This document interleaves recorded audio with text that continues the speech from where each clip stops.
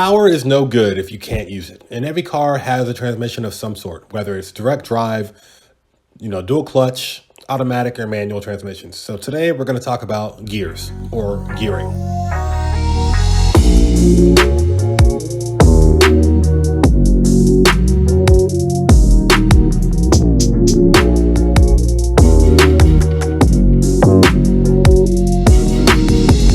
Welcome back to another episode of Mod Stars. I'm your host Z. Be sure to like, subscribe, and share. This is part 3 on how to build a fast Hemi and episode 13 of the Mopar Wars. That's me addressing all the Mopar on Mopar hate I've seen over the last 3 years, and it's still very weird to me, right? So at the top of this mentality ladder, people think if it's not a Hellcat or a Trackhawk, then the car is garbage. And at the bottom of the ladder, people think, well, if it's not a Hemi, like the Pentastar V6, then that's garbage.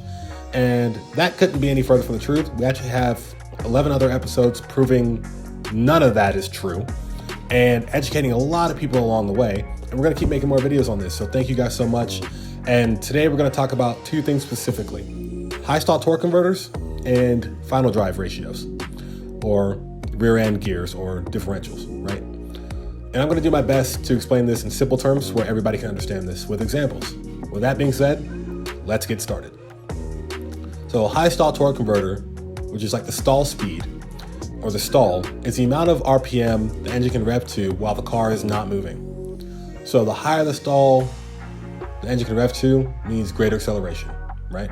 So what stall speed can you choose? It depends on your power goals, your vehicle use, and overall setup. Keep in mind, too much stall could have a strong launch just to have the car fall flat for the rest of the run, and too little may not have you accelerate properly or well enough, and the opposite can occur. Again, depends on the vehicle, the setup, the gears, etc. So let's use this as an example, right? Let's take the 2008 SRT8 Charger, the 6.1 liter, like I mentioned in the previous video, link in the description below. From the factory, its peak torque is at 4,800 RPM. And let's say we have another one that's just completely stock.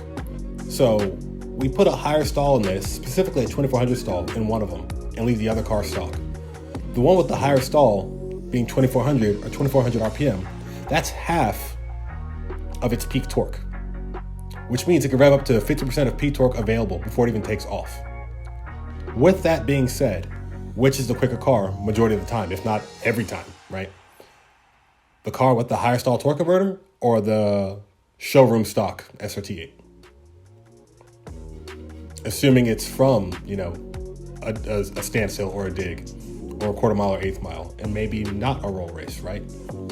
It all depends, but majority of the time, it's going to be the one with the stall. Now let's take it a step further and say it's a 3,200 stall. Now it can rev up to 62.5% of its peak torque available before it even moves. And that might be better suited for all motor cars, nitrous cars, supercharged builds, but it could even help build boost off the line for turbo setups. So you can see how this can benefit almost any type of approach you take. Now, the power available, like I said, can be a benefit, especially in roll racing as well, depending on the stall and torque available. Keep in mind though, traction could be an issue, which is why I mentioned, suspension setup in episode 12. So be sure to check that out, link in the description as well. Another thing that you might consider is the amount of heat that can be produced with a higher stall, and that depends on the stall, which is why I always consider transmission coolers or just building the transmission, depending on the power goals, as I mentioned in countless previous videos. Now moving on to the rear gear or rear differential or final drive. The final drive is the number of times the drive shaft turns for every revolution of the wheels, which affects acceleration and top speed. Now, a tall gear or a low number improves top speed and fuel economy, where a short gear or a higher number improves acceleration and top speed and fuel economy could be reduced. Now, for example, let's say the V6, Pentastar V6 cars, they have a 2.62 to 1 final drive ratio, a tall gear. So the drive shaft turns every 2.62 times for every 1 revolution of the wheels. And let's say we upgrade it to a 309 to 1 final drive, which now means the drive shaft turns slightly more than 3 times, which improves acceleration while reducing top speed a little bit.